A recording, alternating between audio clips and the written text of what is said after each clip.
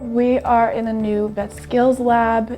This lab was made in order to create an environment where students can feel more comfortable when they actually hit a setting where they're going to be working on real animals. Right now we're in the reception area. Behind me is the exam room, and then we also have a treatment room and a surgery room. You could work with anesthesia, there are medications in there. There are so many things that you can use to practice your skills, which I find amazing just because it's kind of simulating what a vet hospital really is and looks like and what is done there. We recently had a practical exam in here, and it was super helpful to be able to draw up medications and syringes and use equipment that we wouldn't usually be able to have in the regular lecture room.